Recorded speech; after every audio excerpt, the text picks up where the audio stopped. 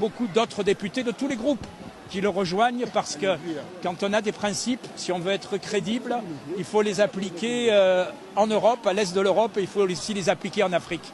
Honorable, s'il vous plaît, on aimerait vraiment que cette fois-ci, que vous puissiez rappeler la corrélation entre la base militaire de l'OTAN au Rwanda et tout ce qui s'ensuit. S'il vous plaît, en prédicat, on aimerait bien que vous puissiez réellement rappeler la corrélation entre la base militaire de l'OTAN au Rwanda et tout ce qui s'ensuit comme événement depuis 1994. Depuis 1994, on sait très bien qu'il y a aujourd'hui une sorte de paralysie des Occidentaux. D'abord parce que Kagame a réussi à instaurer une sorte de rente mémorielle ou de complexe de culpabilité. Après, vous l'avez dit, il y a cette histoire de base de l'OTAN.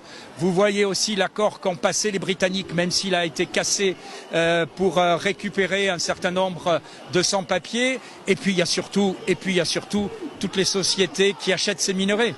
Voilà. Tout à fait. Voilà. Et aujourd'hui, s'il y a cette indifférence et ce silence, et si on laisse massacrer des gens sans réagir, c'est parce que, vous le savez, il y a beaucoup d'intérêts des sociétés. Alors moi, j'en veux à l'Union européenne, eh bien, de continuer à alimenter ce conflit avec cet accord, et puis la France, qui a quand même aussi un rôle qu'elle n'assume pas. Vous êtes le premier pays francophone. On devrait avoir dans ce rôle, dans ce drame, un rôle de médiateur. J'ai envie de vous dire, on a un rôle de spectateur. On envoie notre ministre, mais pour le moment, on ne fait rien. Voilà. Si la France voulait vraiment, l'Union européenne prendrait des sanctions.